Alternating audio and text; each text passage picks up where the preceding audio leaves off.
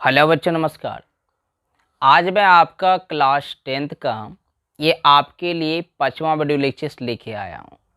और बच्चे, हम लोग बात कर रहे थे आपका एनसीईआरटी एक्सरसाइज 1.1 के बारे में, ठीक है। तो पिछले वीडियो लेक्चर्स में हम लोगों ने एनसीईआरटी 1.1 आपका कंप्लीट कर चुके थे।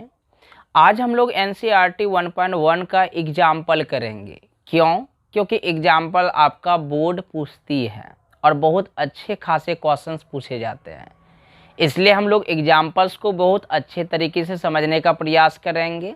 मैं समझाऊंगा, आप समझिएगा।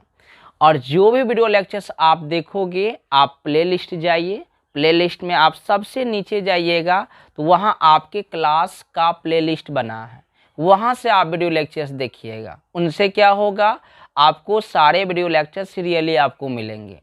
नहीं तो आप ढूंढते रहिएगा, ढेरी वीडियो लेक्चर्स इस पे पड़ा हुआ है, ठीक है ना। तो आज हम लोग देखेंगे आपका उदाहरण 1। तो उदाहरण 1 आपका क्या प्रश्न है, ध्यान दीजिएगा और समझिएगा। तो उदाहरण फर्स्ट कहती है बच्चा आपका कि 4052, समझ रहे हैं ना, और यहाँ आपका 12576। इसका बोला जा रहा है कि एचसीएफ आपको ज्ञात करनी है, वो भी आपका किससे, यूक्लिड विभाजन एल्गोरिथम का प्रयोग करके। कई बार क्या होता है बच्चा कि बड़े एचसीएफ को देखकर बच्चा डर जाता है, मतलब बड़े संख्या को देखकर कि यह बड़ा संख्या है, इसका एचसीएफ कैसे निकाला जाए। आप बिल्कुल नहीं डरेंगे, वह आसान ही होता है। जो तरीका मैं आपको बताऊंगा उसको आप थोड़ा सा फोकस कीजिएगा, बिल्कुल आसानी से आपको समझ में आ जाएंगे। तो यह तो हमारा क्वेश्चंस है। जब आप बोर्ड में इसको सॉल्व करोगे तो आप तो हिंदी मीडियम के बच्चे हैं, तो आप हल लिखिएगा आराम से। और उसके बाद आपको क्या बतानी है कि ये दोनों संख्या में आपका सबसे बड़ा कौन है, पहले यह डिसाइड करो। तो आप कहोगे सर 12576 जो है ना हमारा बड़ा है, किससे, 4052 से। तो जो बच्चा बड़ा होता है उसको हम लोग ए मान के चलते हैं। मैंने यह सिखाया है, पहले आप देख लीजिए जा कर के। तो हमारे पास 576 बड़ा था, उसको मैंने ए मान लिया। और जो छोटा होगा उसको मैं बी मानूंगा, तो 4052 को मैंने बी मान लिया, ठीक। जब मेरे पास दो संख्या आ जाते थे तो क्या लगाते थे हम लोग, यूक्लिड विभाजन एल्गोरिथम। तो यहाँ आपको अब लिखनी है, अतः क्या लिखोगे, यूक्लिड विभाजन। यहाँ देखिए पूरा एकदम आसान से मैं बताऊंगा आपको। विभाजन प्रमेयिका से लिखिएगा। आप एल्गोरिथम भी लिख सकते हैं, लेकिन मैं प्रमेयिका लिखूंगा से। तो क्या जानते हैं यूक्लिड विभाजन प्रमेयिका से, तो a बराबर बी क्यू प्लस आर जानते हैं। जहाँ वाला भी केसेस जानते हैं आप, लेकिन एचसीएफ निकालने के क्रम में जहाँ वाला केसेस लिखने की कोई आवश्यकता नहीं है। आइए ध्यान दीजिए। तो मैं आगे बढ़ूंगा तो मुझे पता है कि a का मान तो मेरे पास 12576 है। क्या मैं सही बोल रहा हूँ? आप बोलोगे बिल्कुल। अच्छा, b का मान क्या है? तो आप कहोगे सर b का मान आपके पास 4052 है। तो मुझे ज्ञात करनी है q और r। तो मैंने बताया था कि जब भी आपको ज्ञात करनी हो तो डिवाइड करके करेंगे बगल में ही। तो आप 4052 से देखिएगा, मैं भाग देता हूँ कितना अस्थिर तरीके से, और आपको लगेगा भी नहीं कि यह भारी भरकम चीज़ है। कई बार बच्चे को, मैंने क्लास 10th में कई सारे बच्चे को देखा जिसको डिवाइड तक नहीं आता है, डिविजन्स। समझ रहे हैं मेरी बात? ध्यान दीजिएगा। तो मैं आपको बताता हूँ कैसे सोचना है बच्चा। इसका मतलब आपको समझना है, इकाई दाई सैकड़ा हजार का मतलब है ये बताओ यार, 4000 है। 52 भूल जाओ, 4000 है। और यह जो है आपका अनुमान लगा लो कि 12000 है। तो तुम एक अनुमान लगाओ कि 4000 में मतलब कितना से मल्टीप्लाई किया जाए 12000 पुर जाए। तो कोई भी कहेगा 3 से करो, आप पुरा लो आराम से। तो मैं यहाँ 3 से करता हूँ। तो जब मैं 3 से मल्टीप्लाई करूँगा तो देखो कैसे होगा, बताइए।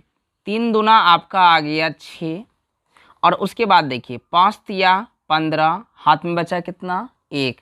तो 3 गुना 0 कीजिएगा तो 0, और हाथ में तो 1 बचा हुआ है, तो 0 + 1 करोगे तो 1 आ जाएंगे तुम्हारे पास। फिर आपका 4 तिया 12। तो यहाँ देखिए यह तो 0 हो गया, तो 7 में 5 गया आपके पास 2, फिर आपका 5 में 1 गया 4, यहाँ तो आपके पास कट होगी। तो आप बताओ कि यहाँ जो मल्टीप्लाई यानी गुना जो लिखोगे क्या लिखोगे? आपको पता है ना यह क्यू का काम भागफल करता है, और भागफल तो हमारा 3 आया, तो मैं गुना में लिखूंगा 3। आर हमारा शेषफल है, तो शेषफल लिखूंगा 420। उसके बाद मैंने बताया था कि आगे किस प्रकार से सोचोगे। मैंने बताया था बच्चा कि आगे कुछ नहीं आपको सोचनी है। आप क्या करना, यहाँ यह शुरुआत वाला टर्म और बीच वाला टर्म को आपको भूल जाना है। यही मैंने सिखाया था आपको, और क्यों भूलनी है यह भी मैंने बतलाया था। तो ऐसा करने के लिए मैं क्या करता हूँ कि यह जब दोनों को भूल जाऊंगे तो मेरे पास बचेंगे 4052 और 420। तो मैं क्या करता था कि 4052 को आगे करते थे, तो यहाँ लिख लेते हैं 4052, ठीक। और 420 जो अंतिम में है उसको मैं शुरुआत में लिखता था। और फिर से अब वही प्रोसेस करना है, एक बार में ही आपको भाग नहीं देनी है।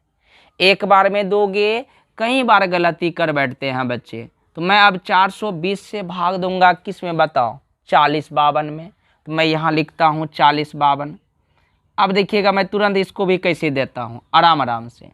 420 का मतलब आप 400 एक जूम करके चलो, और 4052 को आप जो है ना 4000 एक जूम करके चलो।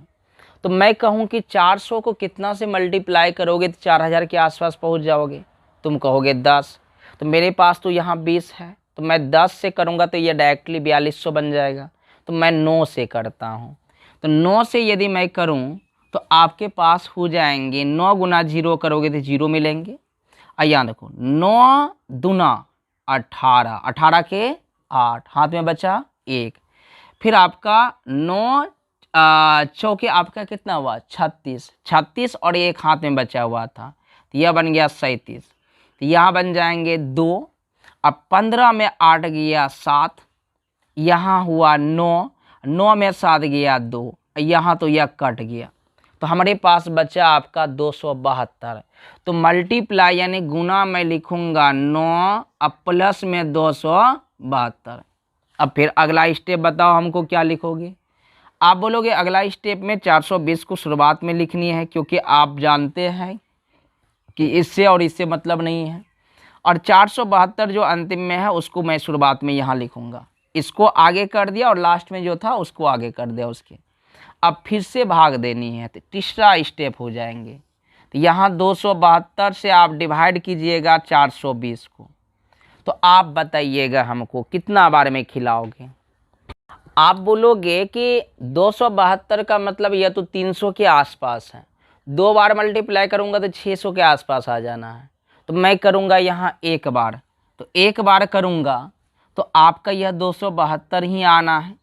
और उसके बाद यहाँ आ जाएंगे 10 में 2 गया 8, और फिर यहाँ आपका 1, 11, 11 में 7 गया आपका 4, और यहाँ आपका 3, और 3 में 2 गया 1, 148, ठीक। तो मल्टीप्लाई करूँगा मैं 1 और जोड़ में लिखूँगा 148, ठीक।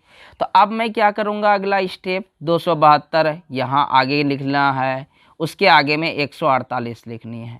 अब क्या करना है बताओ हमको? आप बोलोगे सर फिर से 148 से आप डिवाइड कीजिए कितना को? 272 को। तो मैं बच्चा ऊपर करता हूँ ताकि आपको ज़्यादा समझ में आए, और आराम से आप नीचे करते चले जाइएगा, ठीक है ना। आ जाओ, मैं ऊपर करूँगा तो मुझे करनी है 148 से भाग देंगे 272 में। तो बताओ 2 बार में दोगी तो यह 300 के पास पहुंच जाएगा, क्योंकि यह 150 के आसपास है। तो आप फिर से 1 बार ही देना।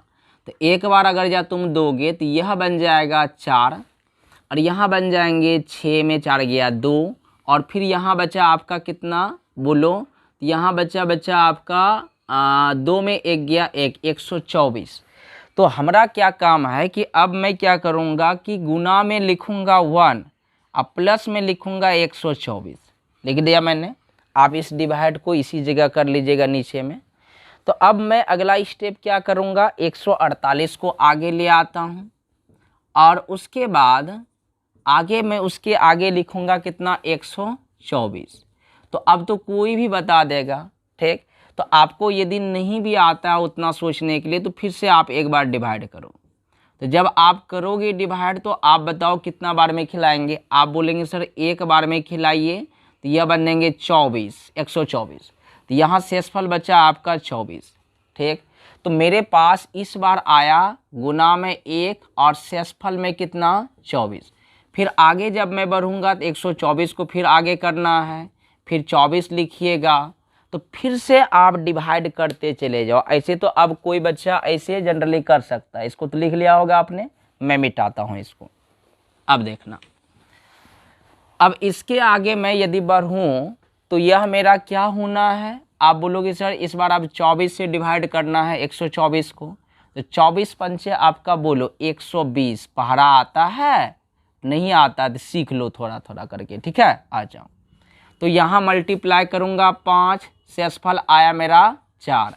अब फिर आगे करूँगा 24, 24 के आगे 4 लिखनी है, फिर 4 से आपको डिवाइड करनी है। देखिए मैं पूरा एकदम अस्थिर से बता रहा हूँ ताकि आपको अच्छा से समझ में आए। तो 6 बार में 24 आपका कट जाएंगे। 6 बार में यदि आपका कट गया तो यहाँ आप गुना में 6 लिखोगे। शेषफल कितना आया? 0। जैसे ही शेषफल 0 आया तो हमारा शेषफल यदि क्या कहते हैं एचसीएफ निकल गया हमारा। तो एचसीएफ किसको कहते हैं? बराबर के जो इस साइड में रहते हैं लास्ट में, उसी को हम लोग एचसीएफ कहेंगे। या आप ऐसा भी कह सकते हैं कि अंतिम जो हमारा क्या है बच्चा, बोलो भाजक, वही हमारा एचसीएफ कहलाता है। यह भी कह सकते हो, ठीक। आ जाओ।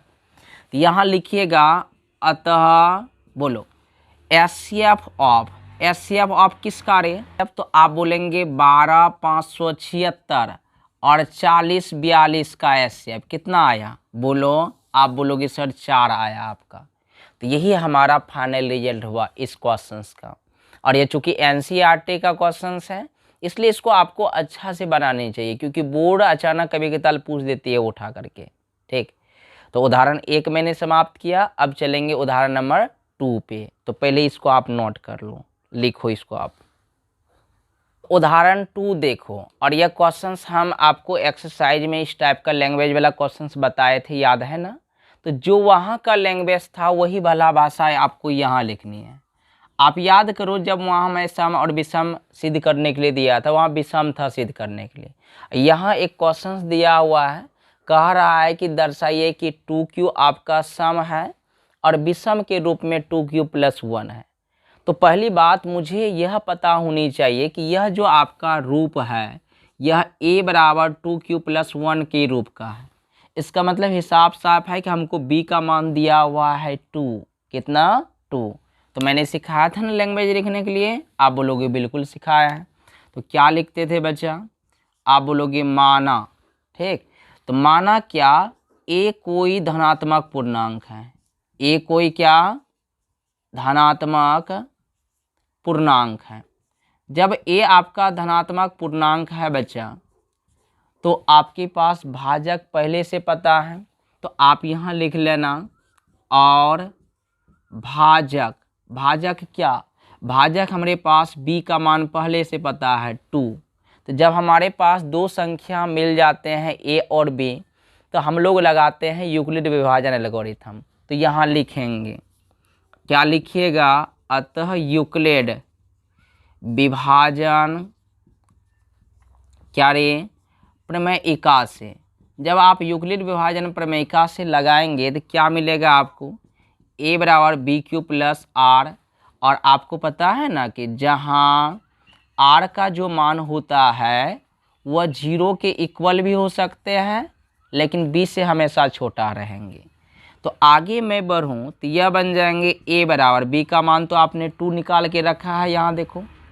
आप बोलोगे बिल्कुल।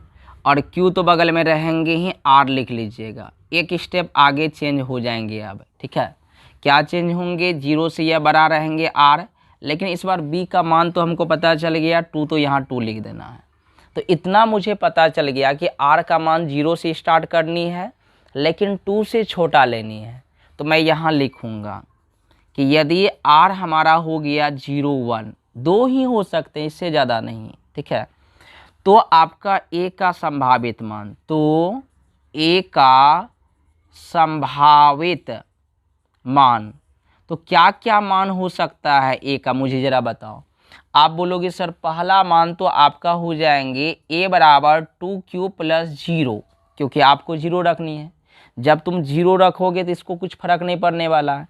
तो मेरा रिजल्ट पहला वाला निकलेगा आपका 2q, और दूसरा रिजल्ट निकलेगा ए बराबर 2q प्लस 1, क्योंकि r का मान इस बार मैं 1 रखूँगा। और इतना ही हम कर सकते हैं।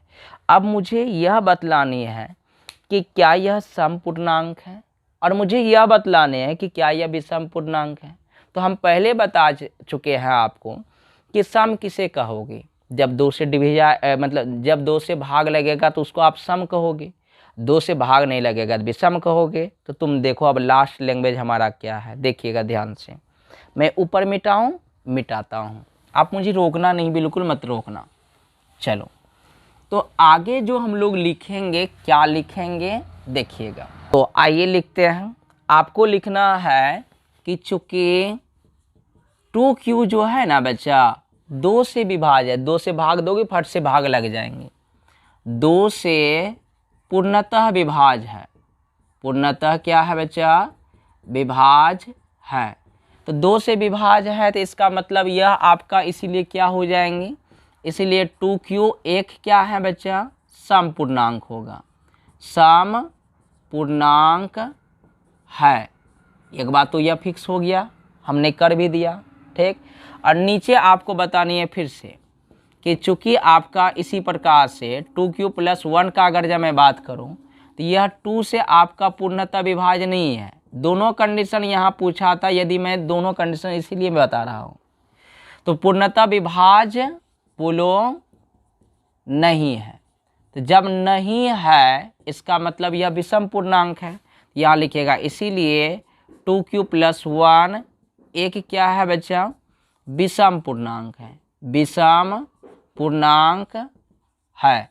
अगर चाहें तो और भी आगे लैंग्वेज लिख सकते हैं कि आप नीचे अतः वाला केसेस लिख सकते हैं कि अतः किसी धनात्मक पूर्णांक का समरूप क्या हो सकते हैं, बोलिए। यहाँ लिखेंगे, आप लिखे हैं तो लिखना चाहते हैं, यहाँ लिखिएगा अतः किसी धनात्मक पूर्णांक का समरूप 2q के रूप का हो सकता है, के रूप का हो सकता है, ठीक। और विषम रूप देखिए सकता है। और बच्चा आपका विषम रूप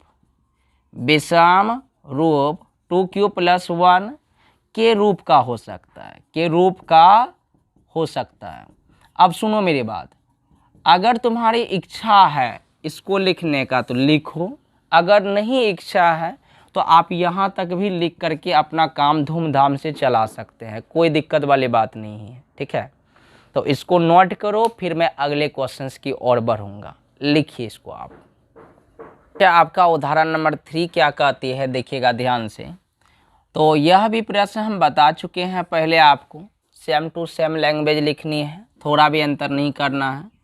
आप वही लिखेंगे, माना ए कोई क्या है बच्चा, धनात्मक पूर्णांक है, धनात्मक पूर्णांक है। अब धनात्मक पूर्णांक है तो यहाँ भाजक का काम तुम्हारा कौन कर रहा है, तो यहाँ बोलोगे अतः, और भाजक बी का काम हमारा कर रहा है, इस बार कौन बच्चा, 4 कर रहा है। कई बार बता चुके हैं क्यों कर रहा है। तो जब हमारे पास ए और बी पता चल गए, इसका मतलब यूक्लिड विभाजन एल्गोरिथम लगेगा। तो अतः यूक्लिड विभाजन क्या बोलो तो एल्गोरिथम लिखिए या प्रमेयिका लिखिए, जो आपको लिखने की इच्छा हो मैं लिखता हूँ, ठीक है। तो प्रमेयिका से क्या जानते हैं आप बोलोगे ए बराबर BQ प्लस R, और जहाँ केसेस में लिखते थे कि 0 से बड़ा है हमारा R लेकिन B से क्या है, छोटा है, तो ऐसी स्थिति में आगे ए बराबर हो जाएंगे B का मान 4, तो यहाँ 4Q प्लस R। यहाँ लिखिएगा जहाँ लिखिएगा 0 से बड़ा या बराबर R, बी का काम इस बार किया 4, तो 4 लिख दूंगा। तो मेरे पास आर मुझे पता चल गया कि आर कहाँ से कहाँ तक लेनी पड़ेगी। तो आर लेनी पड़ेगी 0 से 3 तक, क्योंकि 4 से छोटा लेने के लिए बोला है। तो यह 0 1 2 3। तो यहाँ लिखेंगे अतः ए का संभावित मान, ए का क्या संभावित मान। तो क्या क्या ए का संभावित मान हो सकते हैं? आप बोलोगे सर पहला तो आपका हो जाएंगे 4q प्लस 0, क्योंकि r के स्थान पे आप 0 रखोगे, तो 0 जोड़ करके कोई फ़ायदा नहीं, इसका मतलब मुझे मिलेगा 4q। तो अगला same to same 4q plus 1, फिर बोलो 4q प्लस 2, ठीक। और उसके बाद आगे बोलिए आप, तो आगे बोलेंगे सर आपके पास जो है ना 4q प्लस 3 भी आएंगे, और उसके बाद 4q प्लस 3 तक ही रहेंगे, ठीक है। तो मैं इसी जगह लिख लेता हूँ, मुझे लगा था नहीं हटेगा, आप देख लीजिएगा। तो 4q प्लस 3 लिख लिया। तो मुझे सिद्ध करना है विषम पूर्णांक। तो मुझे पता है कि विषम यदि जानना है, आपको बतलाना है, तो आपको यह दिखलाना पड़ेगा कि उसमें 2 से भाग नहीं लगते हैं, ठीक। तो मैं ऊपर में लिखता हूँ, देखिएगा ध्यान से, एकदम बिल्कुल आसान है, ज़्यादा भी आपको इधर उधर नहीं सोचनी है, ठीक है। तो आप बताइएगा क्या पता है इसके बारे में, बताइएगा कि 4q प्लस 1 और उसके बाद 4q प्लस 3 2 से पूर्णतः विभाज्य नहीं है, पूर्णतः विभाज्य नहीं है। अब जब नहीं है विभाज्य, अब अगर जब नहीं है विभाज्य, तो इसका मतलब क्या है, यह विषम पूर्णांक है। तो यहाँ लिख लेंगे, या चूंकि किस इसमें लिखिएगा फिर इसी लिख लीजिएगा। तो 4q प्लस 1 4q प्लस 3 क्या है, एक विषम पूर्णांक है, एक विषम पूर्णांक है। लिख दिए यहाँ तक।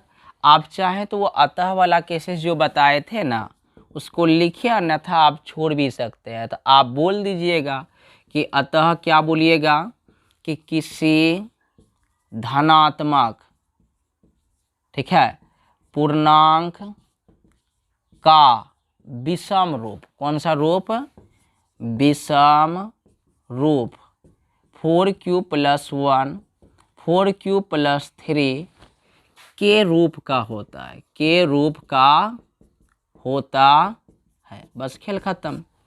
आप जैसे करना है आप कीजिएगा। एक लास्ट उदाहरण है, एग्जाम्पल शायद 4, मैं देखता हूँ वह क्या प्रश्न है, उसके बाद वह भी मैं बतलाऊंगा। इसको आप नोट करो पहले आप। तो बच्चा उदाहरण नंबर हमारा 4 क्या है, ध्यान दीजिएगा और समझने का प्रयास कीजिएगा।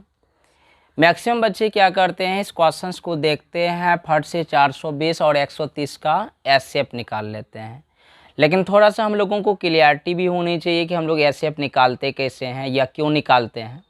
बोला क्या गया कि एक मिठाई का विक्रेता है जिसके पास 420 जो है काजू की बर्फियां हैं और 130 जो है बादाम की बर्फियां हैं, और मतलब कि ये दोनों बर्फियों का वह ढेरी बनाना चाहता है, परत बनाना चाहता है। और आपसे पूछ क्या रहा है कि आखिर कितना परत बनाया जाए कि दोनों बर्फियां का जो परत हो आपस में बराबर हो। मेरा कहने का मतलब यहाँ देखो, जब मैं समझाऊंगा तब आपको समझ में आएंगे। मैं इस 420 है ना, 420 मैं चाहता हूँ कि 420 जो है ना यह 10 परत में हो।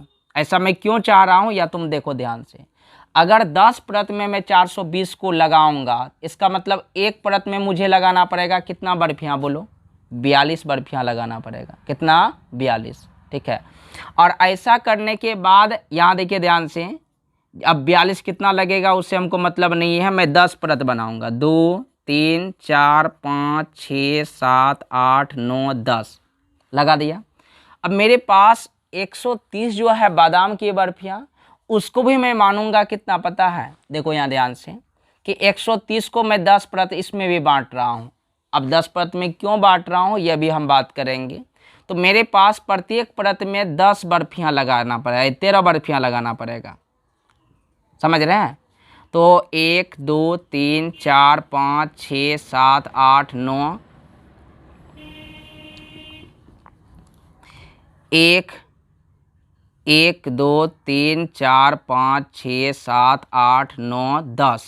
ठीक, तो ऐसा करने से क्या होगा पता है कि काजू की बर्फियों की ऊंचाई जितनी होगी उतनी ही आपका बादाम की बर्फियों की ऊंचाई भी वह दुकानदार रखना चाहता है, ताकि दोनों में समानता दिखे। दोनों में क्या दिखे? समानता। और ऐसा कंडीशन तभी संभव है बच्चा जब इसका भी आप 10 परत बनाइएगा और इसका भी आप 10 परत बनाइएगा। और ऐसा करने के लिए आपको क्या करनी पड़ेगी? बादाम वाला बर्फी में एक परत में उसको रखना पड़ेगा कितना बर्फियाँ पता है? 42 बर्फियाँ रखना पड़ेगा। और अगर जहाँ काजू वाले की अगर जहाँ बात करें तो एक परत में उसको 10 बर्फियाँ रखना पड़ेगा, तब जा कर के 10 परत में आपका आराम से 130 बर्फियाँ आराम से आ जाएंगी। ठीक है, तो यह तो था आपका छोटा सा नॉर्मल सा कॉन्सेप्ट कि हाँ ऐसा करने के लिए। तो होता क्या है बच्चा कि हम लोग कर क्या रहे हैं कि यह दोनों जो है आपका पंक्तियों की संख्या मेरा 10 आया, तो 10 इसका उभयनिष्ठ गुणनखंड है। ठीक है, और यह उभयनिष्ठ गुणनखंड हम लोग एचसीएफ के माध्यम से निकालते हैं, क्योंकि एचसीएफ वह संख्या होता है जो कि 420 को भी काटेगा और 130 को भी काटेगा। ठीक, इसी कारण से हम लोग जो यहाँ काम करते हैं कि 420 और 130 का हम लोग निकालेंगे एचसीएफ। क्या निकालेंगे? एचसीएफ। तो कैसे निकालोगे? यहाँ देखो, आपको पहले बता देना है 420 बड़ा है 130 से। ठीक है, इसलिए हमारा ए जो हो जाएंगे, यहाँ हला हल लिख लीजिएगा। आप यहाँ और भी बातें लिख सकते हैं अच्छा से थोड़ा सा, कि 420 काजू की बर्फियाँ हैं, यहाँ लिखिएगा काजू की बर्फी की संख्या, तो यह है आपका 420। अब बादाम की बर्फी की संख्या बात करें तो बोलो, तो वह है बच्चा आपका 130। ठीक है, इसीलिए 420 और 130 का क्या निकालना पड़ेगा? हमें एचसीएफ निकालना होगा। ठीक है, तो एचसीएफ निकालेंगे तो इसका मतलब आपको ए मान लेनी है 420 को, बी मानिएगा 130 को, क्योंकि जो बड़ा होता है उसको हम लोग ए मानते हैं। यहाँ लिख लीजिएगा, क्या लिखिएगा? अतः यूक्लिड विभाजन एल्गोरिथम, या प्रमेयिका से लिखिएगा, तो प्रमेयिका से, तो यूक्लिड विभाजन प्रमेयिका क्या कहती है? ए बराबर बी क्यू प्लस आर, और यहाँ लिखिएगा जहाँ 0 से बड़ा होगा आर लेकिन बी से क्या होंगे? छोटा। तो आप तो आराम से 420 और 130 के एचसीएफ निकाल सकते हैं। और मैं बताना चाहता हूँ ज़्यादा आप इधर ताम झाम नहीं कीजिएगा। पहले वाला बात यदि आपके भेजा में नहीं घुसा हो उससे मतलब मत रखो। इस टाइप का क्वेश्चंस जब भी आएगा तो आप नॉर्मली आप एचसीएफ निकाल लीजिएगा। ठीक है, चलिए, तो एचसीएफ निकालेंगे तो क्या होगा हमारा?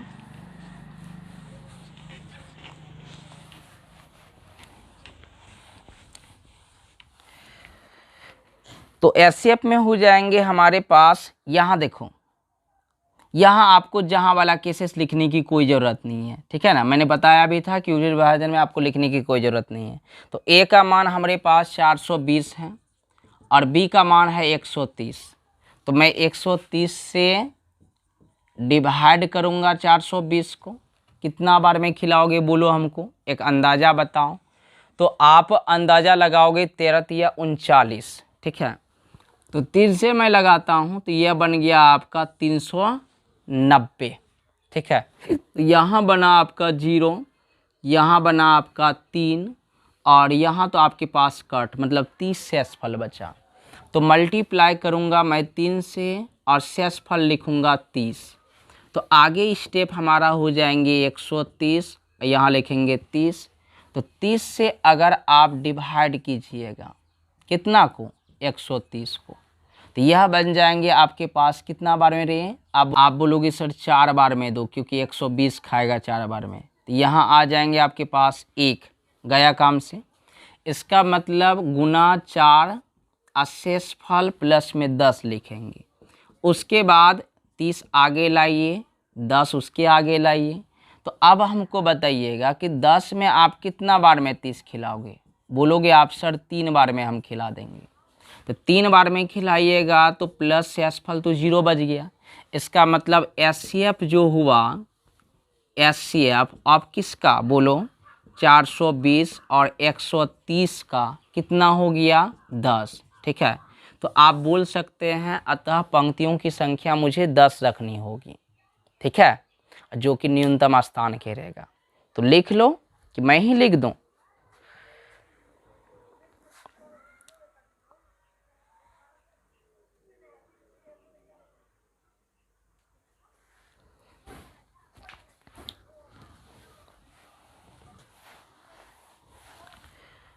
तो आप लिख लीजिएगा ऐसे का, अतः ढेरी की संख्या बोलो या पंक्ति की संख्या, जो बोलना है बोलो, मैं ढेरी ही लिखता हूँ। ढेरी की संख्या कितना 10 रखनी होगी। किसको? दुकानदार को, याद रखिएगा। ठीक है, चलिए, तो इस प्रकार से हमारा एक्सरसाइज 1 पूरी तरह से कंप्लीट होता है। अब हम लोग मिलेंगे नेक्स्ट डे अगले एक्सरसाइज को लेकर। तो आज के लिए इतना ही, धन्यवाद।